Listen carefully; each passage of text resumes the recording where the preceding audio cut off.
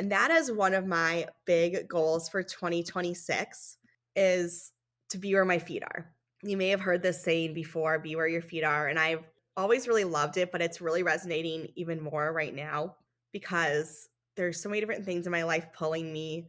I have my family, I have my business, I have my work here in the community. I have so many different things that are important to me. Being more involved in my medicine community has really shown me the benefit of being where your feet are. And it's just made it like so much more obvious to me how much I need that in my life, how much I need to be present in the thing that I'm currently doing instead of always thinking about 10 million other things. I'm Caitlin, a former professional ballerina turned dance educator and career mentor, and this is the Brainy Ballerina podcast. I am here for the aspiring professional ballerina who wants to learn what it really takes to build a smart and sustainable career in the dance industry. I'm peeling back the curtain of the professional dance world with open and honest conversations about the realities of becoming a professional dancer. Come along to gain the knowledge and inspiration you need to succeed in a dance career on your terms.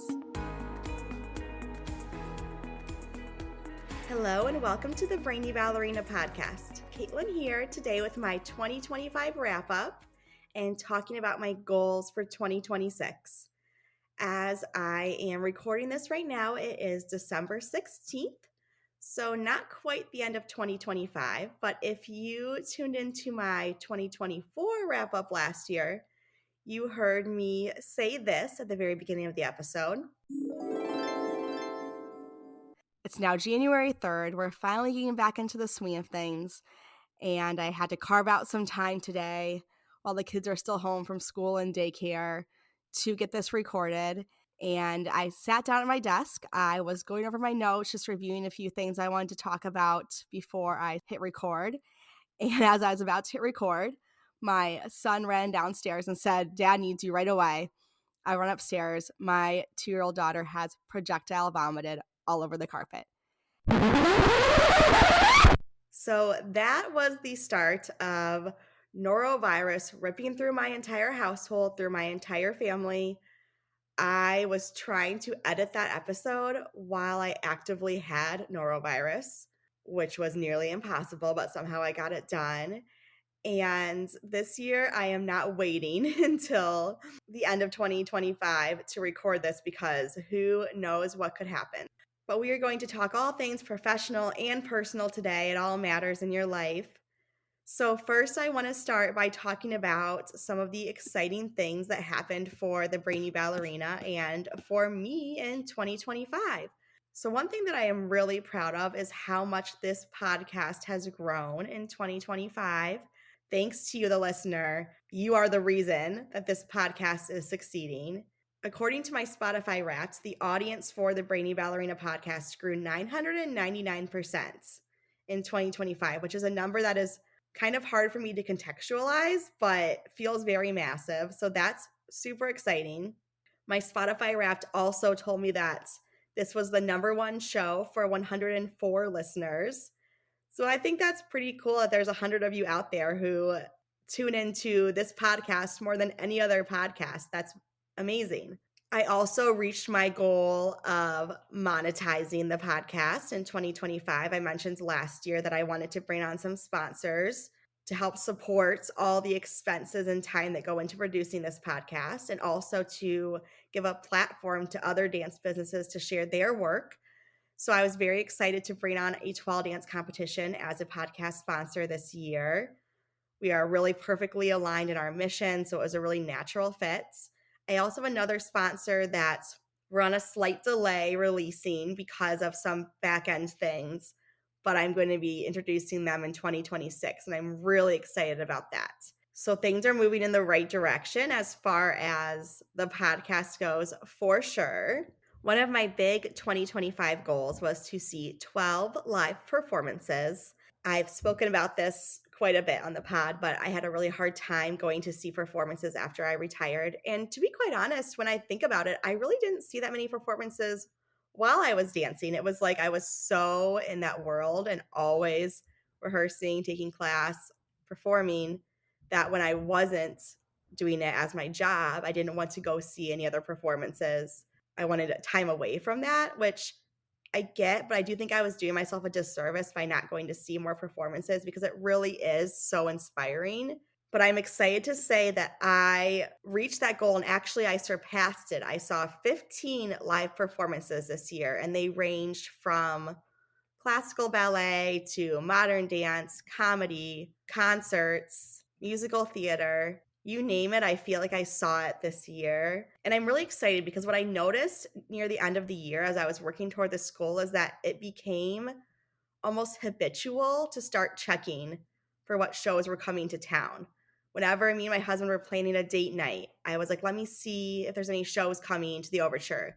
Let me see what's happening in town that we could go see. If we're traveling, I'm looking for shows to see there. So I've kind of rewired my brain to think, what could we go see live? We already have tickets for a couple of shows right away in the new year. Something that's so powerful about live theater is it just reminds you of the bigger picture. When you are sitting in a theater and you are surrounded by so many people invested in the same show as you, and you're seeing everything on stage that's happening, and you're seeing all the production that goes into it, and then you're in the lobby and you're seeing all the work that goes into creating this incredible experience, it makes you realize how strong that sense of community is, and it makes you feel part of something bigger than yourself. And I know as a dancer, I definitely felt that. I definitely felt that sense of community, that sense that, like, wow, I'm part of something bigger. I especially felt it during performances where we had live music. I feel like that really triggered that feeling in me, especially of like, wow, we're all in this together. But also as a dancer, you can get really internal and really focused on yourself, which you sort of have to do to achieve that high level, right? You have to really hone in your individual performance, your individual technique, what you're bringing to the group in order to make the whole production work. So it starts to become a little bit individualized in your approach sometimes. And I just found that going to sit in the theater and seeing it from the other side makes you realize how much really goes in to putting these massive productions together. It's also incredibly inspiring seeing what other kinds of works are out there, what people are doing, learning what you like, what you don't like. There's so many things that I learned from being in the audience about what makes a great show, what makes a great experience for the audience. The other thing that was really cool about me making this goal is that people in my life also latched onto it and started inviting me to more shows. So my dear friend Elise, who I've known since we were 18 years old, invited me to go see our other friend, Fernando. We were all freshmen in college together, and he dances for Giordano Dance Chicago now. And so she said, do you want to go to Chicago with me and surprise Fernando for his performance? And that was awesome because I got to, one, see a really dear friend in his element and see him really just shining in this company.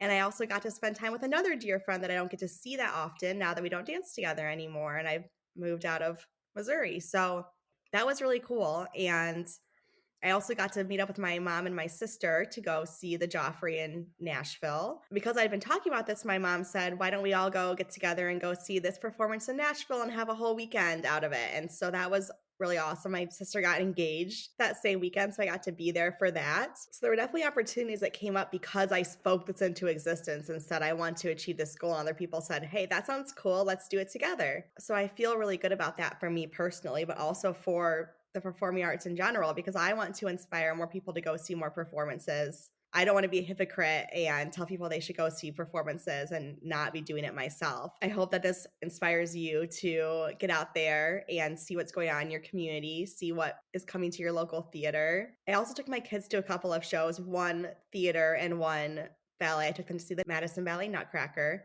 And it overall went really well. What's interesting about them is they do pretty good during the performance, but they freak out during intermission. It's like they're just overstimulated and there's all these people and they just like kind of have a mini meltdown during intermission. And that really stresses me out because the theater is like my sanctuary. So going into it, I have such reverence and respect for that building. And when my kids are acting crazy, I definitely get triggered. And my expectations might be too high for a 2-year-old and a 5-year-old. I don't know. But I found it very challenging to go to performances with them because I just really want them to behave a certain way. And I think that also comes back to the whole idea of just in ballet, you're expected to always make it look easy and smile and show up no matter what's going on in your life. And so I guess I want to portray this like perfect family narrative that like my kids are well behaved and they are respectful of the theater and they know what to do in public. And but the reality is that they're kids and they get dysregulated when there's lots of big sounds and lots of people, and I do too. So that's definitely something that I need to figure out on my end, because I don't want to stop taking them to performances because it stresses me out, because I really do want to raise kids who at least want to go to the theater. Maybe they want to be performers. Maybe it inspires them to want to act or sing or dance and be on stage. But at the minimum, I want them to want to go see theater and to have that be a part of their life, and to think of that when they grow up as an activity that they do, that they grew up doing. So that's been something interesting that I've been learning about myself, is how stressful I find it to take my kids, but how important it is for me to figure out how to regulate my own emotions so that I can get them the experiences that I want them to have. My kids were super lucky because of the Nutcracker, because I work for the company. They got to go backstage after the performance and see some of the ballerinas. There are a few dancers in the company who also nanny for my kids, so they know them really well. And they got to go back and see them in their costumes. All of the stage managers and other people working backstage were so kind to my kids. One of them was showing my son how to use the cannon from the battle scene, showing them all the different props. And I was just so thankful to everyone in that moment, because I know we were there on the Sunday show. It was the last show of the weekend. Everyone had just finished their performance. They're exhausted. They are ready to get home, have a break, and they took some time out of their afternoon to make this experience really magical for my kids. So I really appreciated that, and I'm really grateful for the community of people that they have around them. It truly is so magical for the kiddos. So anyway, this year has been an incredible year of theater, live performances. I am really excited to keep this going. And I think it's really cool that this has now become a habitual thing for me. Like, I just look for performances instinctually. This is like my go-to date night, my go-to thing to do with friends that I want to invite them to. Theater is alive and well, and we need to keep supporting it if we want it to stay that way. So let this be your challenge for 2026. Make a performance goal and see how much joy it really brings to your life, because it really is amazing. My other big goal for 2025 was to take 6 dance classes, which I have not yet achieved. I'm at 5 right now.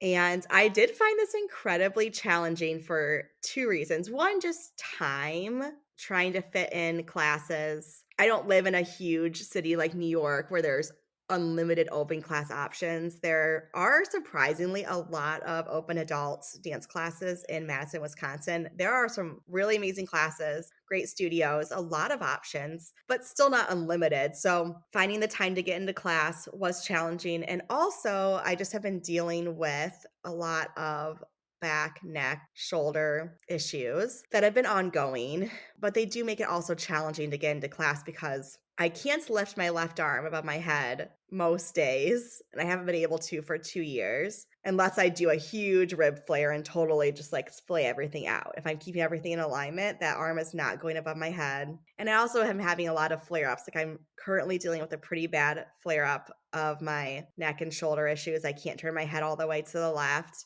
So looking at the next 2 weeks, I don't think I'm going to get into a class because of the issues I'm dealing with. So I'm okay with that, because 5 is still way more than 0. And the year before, I'd only been to 1 dance class. So 5 is still way more than 1. I'm proud of myself for going, even though I knew some days it wasn't going to be very good on my end, and that I wasn't going to maybe live up to my expectations or standards. But it still felt really good to get in the studio. Nothing can quite compare to that feeling. Even though I teach still and I'm in the studio, nothing compares to the feeling of taking your own class. It's always been a really meditative moment for me. It's one of the rare times that I'm not on my computer or not on my phone for that period of time for an hour and a half. I took for granted having that as a dancer, having that hour and a half every single day to spend on yourself and to just get into like a flow state, basically. I do really miss that. So I'm going to keep trying in 2026, but I am still trying to deal with all of these injuries and all these issues. And I've had to come to terms with the fact that it's not probably ever going to be totally resolved. I'm probably going to deal with this for my life, which is something that I was not really accepting for a while. It's natural as humans to want a resolution. Like, you want to be able to check that box. Okay, I went to PT, I healed that injury, I'm good, check the box, move on.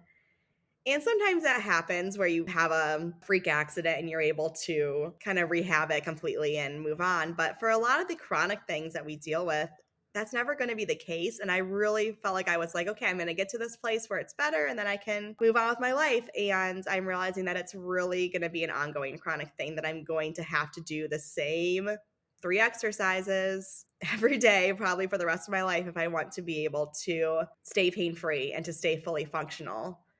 But that has been something that in 2025 I've really been focusing on, is doing everything in my power to resolve this issue. It's been an issue for truly about 7 years. It's been building, but it got really bad after I had my second daughter. Postpartum, my pelvic floor was completely toast, which led to so much compensating. And basically what ended up happening is I was primarily using my trap to lift my arm because I wasn't firing my core, I wasn't firing my back. Everything was coming up in my shoulders. And I'd been in PT for a while and I was seeing really no improvements, like to the point where I was just like, what am I doing? I'm not seeing any difference here. And it wasn't until I had this huge light bulb moment this summer. I met with Jennifer Milner, who is an incredible Pilates teacher, but just like really movement practitioner. And she specializes in hypermobility. And one thing that I did not know about myself, even though I danced professionally for a decade, is how hypermobile my shoulders are. I always knew that my knees were really hypermobile. And so I worked really hard to strengthen the glutes and to strengthen everything in my rotators to be able to hold that without sitting back and locking into my knees. But maybe it's because my shoulder blades are behind me and I just didn't see them that much. And no one ever told me. I never knew my shoulder blades are hypermobile. Once I realized that, everything kind of started to click into place of why I was having all of these shoulder issues. And so I met with Jennifer virtually. And for the first time, I had somebody explain to me what was happening within my body in a way that I understood, because I had seen amazing PTs, like they were great, but they just didn't explain to me what was going on. And I think that is something that happens with dancers, is that I think people assume that because we're dancers that we understand anatomy in general, but also we understand it functionally within our own bodies. And two, as dancers, we are really good at copying. We are trained to see a movement, copy it, make it look the same. When it comes down to it, like, your choreographer most of the time doesn't care how you get there as long as it looks the way they want it to look, right?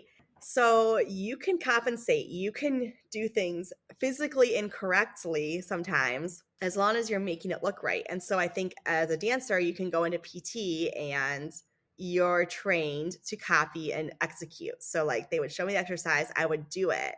I wasn't doing it with the correct muscles that we were trying to train, but I guess it looked correct enough to pass. And so I really wasn't seeing any improvement. And then when I met with Jennifer and she explained to me like what I was actually supposed to be using and feeling, my mind, it was like the biggest light bulb moment I've ever experienced. And it changed everything because, they kept saying, squeeze your shoulder blades together, activate your back. And so when I'm hearing that, I'm thinking like the top of my back needs to squeeze together.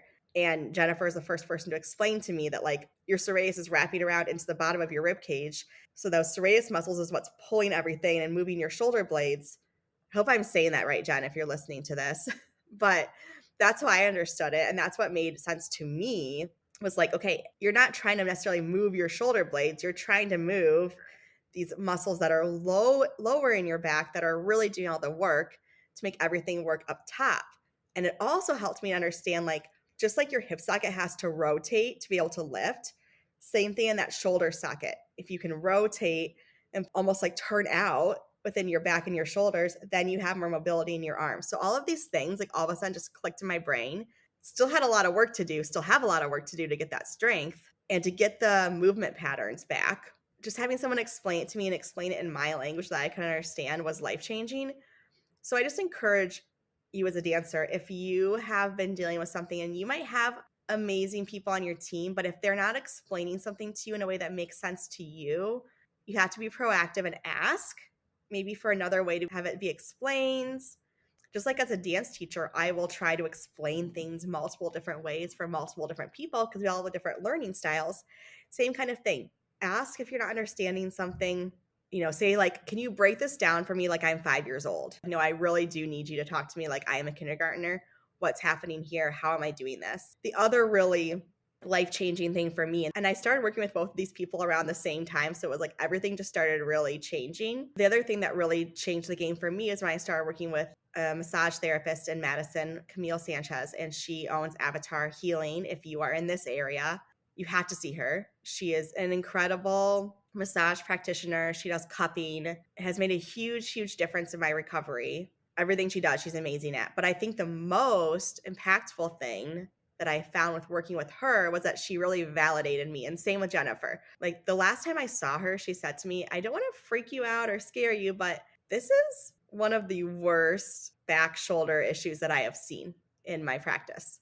And I said, that doesn't freak me out at all. That's actually incredibly validating because I'm over here going, am I just being a baby? Am I just being ridiculous? Like, just lift your arm above your head. It's not that hard. Why can't you do this? And just to have someone validate to me, like, no, this really is a big issue and you are not overreacting has been huge. And both Camille and Jennifer, within like a week of each other, both said to me, I think you need to get an MRI, which again, like I'd been in PT for so long. No one had ever said that. But they were like, okay, something is like going on.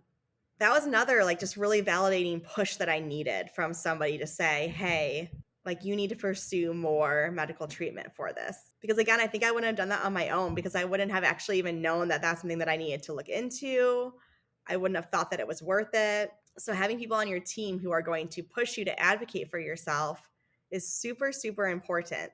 But overall, I'm just so grateful that I've been able to, one, just finally get some answers and get some clarity. And two, I've gotten a lot better this year at speaking up and advocating for myself, figuring out. And I think the biggest thing before is like, I wasn't necessarily shy about advocating, but I didn't really know what I needed. And so one thing I've really learned about myself in this process is that as a hypermobile person, I really need physical touch. Like when you're hypermobile, there's so many different options of where your joints can go. And so your body's like going through this Rolodex, as Jennifer explained it to me, trying to search for which is the right option. And it's trying to do this very quickly. And it's very overwhelming and confusing for your body. And that's why you start doing weird compensatory patterns. And so I've had to really advocate and say, like, at the PT, I really need physical touch. I need you to guide it over and over again. My body needs that reinforcement. And so I know now to ask for that. I know what things I really need. Before I didn't really understand that. And this is kind of a big PSA for dancers. Every dancer, but honestly, especially if you're hypermobile, which a lot of dancers are, I would really advocate for working with somebody like Jennifer or somebody who specializes in hypermobility before you start having issues like me. Because what I've been going through has been constant.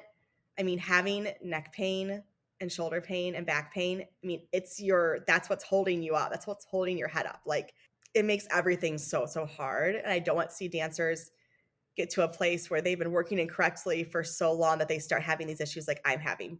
Because when you're young, you're not going to feel it. Your body's going to work through it, but it's going to catch up to you. So please find somebody that can help you figure out the correct way to work and strengthen you in the way that you need specifically so that you can have a really long, healthy career and not be 38 like I am and trying to figure out how to lift your arms above your head and doing exercises that you're seeing much older people doing, like sliding a towel up a wall.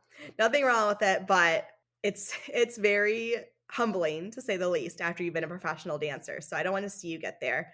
But coming back to what I said at the very beginning is I've just learned that this is going to be a lifelong thing. Like I'm never going to check the box and graduate from PT and say, okay, this is not going to be an issue anymore. I'm going to have to do these things. This is a very weak spot in my body, and my body is very prone to going into these incorrect positions. So it's going to be a lifelong journey of continuing to strengthen, do the exercises. I'm never going to have to stop. And accepting that it's like laundry. It's always going to keep coming up has been really helpful to me because now I can play the long game and I can go slow and listen to my body, all those things we say. It feels a lot more manageable when you realize there's no finish line to be reached. It's just going to be continuous. The last really big thing I want to talk about for 2025 before we move on to 2026 goals and overall themes is my program launch that I tried to do this summer that pretty massively failed. I talked about it at length in episode 67, but I wanted to launch a group mentoring program for dancers in the first couple of years of a dance career because I know how hard those years can be. I wanted to really build a supportive community for those dancers, and it just didn't end up running. And I was really, really bummed about it. But what immediately triggered for me from that was I'm trying to really launch this program on a pretty global scale. But what I'm feeling pulled to do is make more of an impact locally. And this was like the first thought I had as it wasn't running, like, maybe this is okay, because what I'm really feeling in my heart is like, I think I can make a bigger impact on a local scale instead of trying to do such a big global thing. And within a couple of weeks, I had a really cool opportunity pop up, which I was not expecting. And I probably wouldn't have been able to do if this program had run. And so it was kind of one of those like, okay, you can't always see in the moment why something's happening the way it is, but trust the timing of the universe sort of thing. But I was approached by Madison Ballet's assistant stage manager, Chris Farenthold. And I know Chris listens to the podcast, so hi, Chris.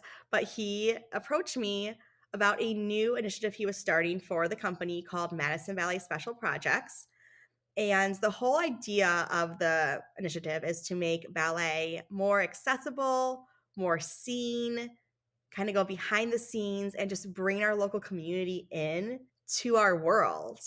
And when he approached me, explained the concept to me, talked about what I would be doing, and I immediately was like, I'm in. And he said, I thought I had to convince you a little bit more. And I was like, no, I'm totally in. This is exactly what I am good at. This is my zone of genius. Like, this is what I want to be doing. I've seen the need for something like this in our community, and I was just so on board. And that's been a really cool journey, getting to support the ballet from a different side. I also started teaching company class at Madison Ballet this year. So that's been so, so cool to get to know all the dancers better and to be a small part of their day. There's something about just being in a company setting that is really special. Just to be surrounded by so many driven, talented, hardworking people who are so, so passionate about what they do, like, that's really special, and being part of that is really motivating for me. So I've been so grateful for that opportunity to get to teach one day a week and be a small part of their season. But behind the scenes with special projects, I've gotten to help plan some really cool community events. We launched a Nutcracker Storytime series at local libraries this year, which was hugely successful. And I definitely can feel the impact this is making on our community, on our ballet company. I feel like we're getting more people excited about ballet. We're getting people to the shows. It's been so special getting to work with this program and feel like I'm making a real difference in my community. And I am really grateful for the global impacts the Brainy Ballerina has made. I mean, this past year I did workshops for conferences in Australia through Zoom all the way across the world, and I'm giving a lecture on critical thinking. Like, it's been incredible the global impacts that the Brainy Ballerina has made and how many people I've connected with. I have another conference in Australia coming up in 2026. I already have workshops scheduled for summer 2026 in other states. And last I checked, this podcast has been listened to in 58 different countries. So, not to minimize the amazing achievement that it is to make a global impact through your business. And at the same time, I have continuously said how much I find it a struggle to be sitting in my basement alone, talking to what feels like myself. Even though I am talking to you, it's like I am still sitting here alone, talking to a microphone. It is kind of like I'm leaving you a voice memo, a very long voice memo. But I have really found my community here, and I think that everybody needs a local dance community. You need your people where your feet are. And that is one of my big goals for 2026, is to be where my feet are. You may have heard this saying before, be where your feet are, and I've always really loved it, but it's really resonating even more right now because there's so many different things in my life pulling me.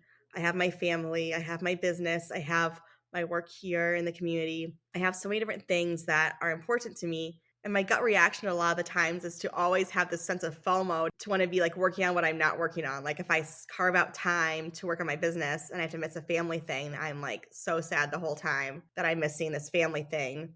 If I'm at the family thing, I'm like, oh, I really need to work on this thing for my business. Like, my brain always tends to be where I'm not. And so I feel like being more involved in my medicine community has really shown me the benefit of being where your feet are, and it's just made it, like, so much more obvious to me how much I need that in my life, how much I need to be present in the thing that I'm currently doing instead of always thinking about 10,000,000 other things. And that is a natural part of having a neurodivergent brain, so I understand how my brain is operating, and I can't necessarily control that, but I think I can have that constant reminder to myself when things start running away, come back, be where your feet are, be present in this current moment. Everything else can wait. Do the thing you're doing right now really well and be fully there.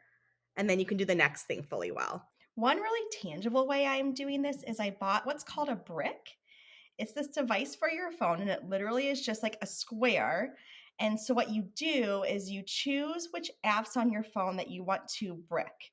And so, for me, that looks like mainly email and social media, because what happens is that I use my phone so much for my work that I tend to be always working. I'm a workaholic, like I will admit it, and I love to work. And so even when I'm supposed to be off work and relaxing or being with my family, I will instinctively reach for my phone because I want to check and see if anything's come through my email or check and see my social media, if there's any messages or anything. So what the brick does is you basically lock yourself out of all of these apps, the ones that are distracting for you. And then you cannot unlock it unless you are physically by this square. So for me, I put the square in a totally different room. And that's like just enough of a barrier for me to not bypass it. And it helps me get through the habitual part of just checking my phone. So I'll pick up my phone to check it without even realizing I'm doing it.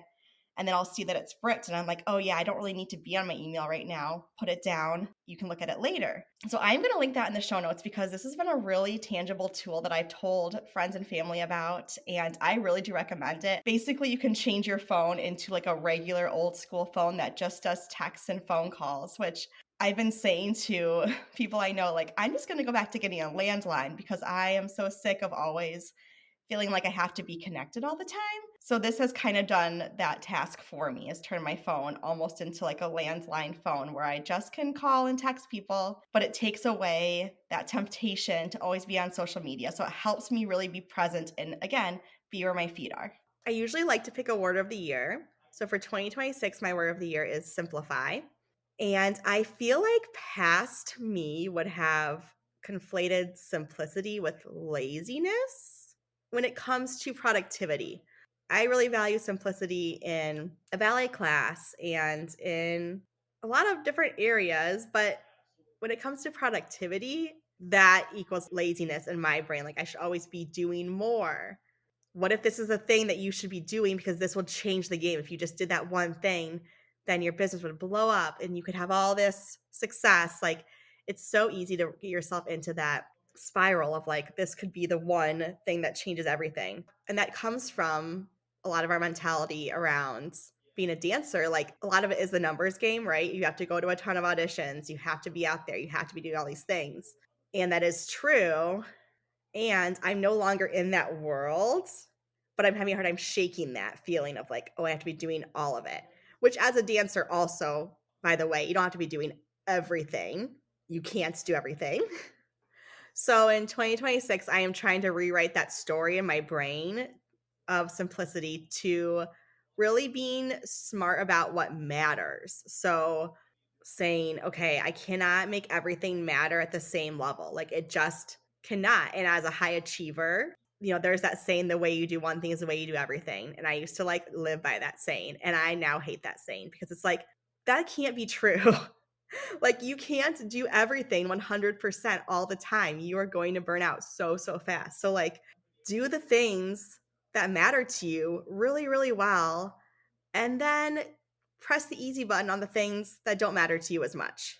So ways I'm trying to be more simplistic is just overall less stuff. I feel like we all have just way too much stuff. I did a massive closet clean out this year and got rid of a ton of things, which felt very freeing. And I've identified just different things in my house or my business that were not working for me and sort of formulated new systems. So being really intentional about like, okay, every time I do that thing or every time I walk into that room, I feel incredibly stressed out. What is not working here? what is the system that will make this not a stressful experience? Because I spend most of my life working on my business, being in my house. Those things have to run well in order for me to not be stressed out. So being really intentional, and I'm going to keep going through this as I go into the new year, of really identifying which areas are not working the way I want them to and figure out a new system that works for me. And then another way that I'm really trying to simplify is just finding out what works and sticking to a routine instead of constantly changing it up. Our brains crave novelty as humans. We always want to do something new. But what really works and what we see results from is consistent, intentional action. And I have seen this in my life this year. Coming back to like my neck and my back injury, it's tempting to want to keep getting new exercises and keep leveling up. And like, yeah, your body at some point will need to do that. But I have been shocked at how long I need to probably do the same exercises for, and how always, again, need to keep doing those exercises for the rest of my life to see the true results. Small, consistent growth that you do every day is going to be much more impactful than the thing that you do once a month that's big and flashy, right? Like this is a marathon, it's not a sprint. It's really easy as we go into the year to have all these big goals and to be like, I'm going to do all these things and set huge sweeping resolutions that last 2 weeks and then we can't do it anymore. So what I would challenge you to do and what I'm thinking about is, what is the smallest thing I can do that I can do every single day? And like, just for instance, my skincare routine, and this is obviously personal, not dance related, but we all have skin, so it's relevant to us, right? But I really wanted to establish a very good skincare routine. I hate to admit it, but I was one of those people who like didn't wash their face at night for a very long time. I know, very, very gross, but like I would just get home and be so tired, I would just like fall into bed. So I have been washing my face consistently for a while now, but this year specifically, I was like, okay, I'm approaching 40. I need to get really serious about my skincare, and I would encourage you, younger dancers, to do this way earlier. It's much easier to maintain. But I was like, I want to get really serious about this. So, initially I'm like, okay, I'm going to do my red light mask every day. I'm going to dermaplane. I'm going to do my gua sha. I'm going to do all these things, all these different serums, lotions, you name it. Like I'm trying to do it. Obviously, that doesn't work in the real world. It works like a week because you're excited about it. But then real life happens and you come home and you're exhausted. You just want to fall into bed. So then you do nothing, right? And then you're stuck again in this all or nothing cycle. So, what I would say is for anything that you are experiencing like a big all or nothing mindset about, challenge yourself to figure out what is the minimum that you could do that would still be effective. So, for me, my minimum effective skincare routine is I take a shower at night now, which has been a huge thing for me because what I realized is I hate washing my face in the sink, which is why I wouldn't do it. So now I'm a really consistent night shower person. I think I sleep better too when I'm like really fresh and clean. So now I'm a night shower person. So I wash my face in the shower. I do like a microdermabrasion pad. I do hyaluronic acid. I do like a really heavy cream. And that is my minimum skincare routine. If I'm having a day where I'm really feeling like I have more energy, I want to do some more pampering, I'll do the gua sha, I'll do the eyebrow, eyelash serum, I'll do the red light mask, I'll do the eye patches, I'll do all the things. But I have this routine that I know I can do even on my most tired days. And I think you have to think of the same thing for anything in your life you want to do. That can translate so easily into dance, right? It's like maybe you have this really intense warm-up routine that you know really works for you and you want to do that. But some days you get late to the studio because you get out of school late or something happens, or maybe you're just really exhausted from the night before. You have had very little recovery time. So figure out for yourself, like, what is my minimum warm-up routine that I could do on a really tired day and still make it happen? So maybe it's like, I need to do something specific for my core, something specific for my back, something for my glutes. Like you have like 3 exercises that these are my target areas that maybe are a little bit weak. I need to fire them up before class starts. Maybe it's like 10 jumping jacks to get your heart rate up. Like you have your things that okay, this is my no-brainer warm-up routine that I'm just going to do and not think about. Because again, it's like sometimes you walk into the studio and you're like, oh, what do I need today? And your brain is so exhausted from rehearsals and choreography and all the things you're doing, you can't even think about what you need to do. So take the decision-making out of it and just have a routine that you do. And then if there's days where you're feeling a lot more energy and you're feeling more motivated, then you can maybe do something else and do a little bit more. But you know that you have something you can turn to that is consistent and it's small, but it works. And you are going to see so much more results from that. But one thing that I've realized this year as well is it takes way longer to see results from a new routine than most people have the patience for, myself included. Like, it took me maybe 6 months of doing this exact same skincare routine every single night to see the results that I wanted. And now I'm really happy with my skin, and I'm really happy with the way that I'm aging, and I haven't done any other kind of treatments. Not to say I never will, but for now I'm okay with it. But it took me a really long time to see the results that I wanted from doing this consistent skincare routine. And it's the same thing with my neck and back and shoulder issues. It's taken me a really long time of small, consistent action to begin to see results. And so, with that spirit in mind, I'm not really making a lot of big resolutions for 2026 because I feel like I still need time to work on the ones that I have. I'm definitely going to continue my performance goal. I'm going to try to reach those 6 dance classes again, and I'm going to continue really focusing on healing my chronic injuries so that I can do all the things I want to do, enjoy my life, and just get back to a more simple place. So I'm actually trying to do less, not more, but do less really, really well. And I feel like for a while I had to almost do more as a new business owner to learn what worked and what didn't. You have that period with anything new where it's almost like just throwing spaghetti at the wall and seeing what sticks. And I felt like I had to produce things in pretty mass quantities to figure out what worked and what didn't pretty quickly. And of course, things always keep changing, but I do feel confident now that I know what works and what doesn't. And so I can really simplify my systems. I can focus on the things I'm good at. I can start to delegate things that I don't want to do anymore and just really simplify my life. So if this is resonating with you, don't be afraid to keep your same goals you had last year and keep working on them. You don't have to come up with new things to do just because it's a new year. If those things are still in progress and you still need to work on them, that's great. Maybe you'll have new goals you want to reach in the spring or the summer. Be okay with taking the time that it takes to reach the goals that you want to reach. And just remember that it is going to take longer than you probably want it to. And that's okay. I'm right there with you. So here's to slowing down in 2026, focusing our attention on what matters, giving it our all when it counts, and being okay with letting it go when it doesn't. I am so excited to see where 2026 takes us. Thank you for tuning in to the Brainy Ballerina podcast. If you found this episode insightful, entertaining, or maybe a bit of both, I would so appreciate you taking a moment to leave a rating and hit subscribe. By subscribing, you'll never miss an episode, and you'll join our community of dancers passionate about building a smart and sustainable career in the dance industry. Plus, your ratings help others discover the show too. I'll be back with a new episode next week. In the meantime, be sure to follow along on Instagram at The Brainy Ballerina for your daily dose of dance career guidance.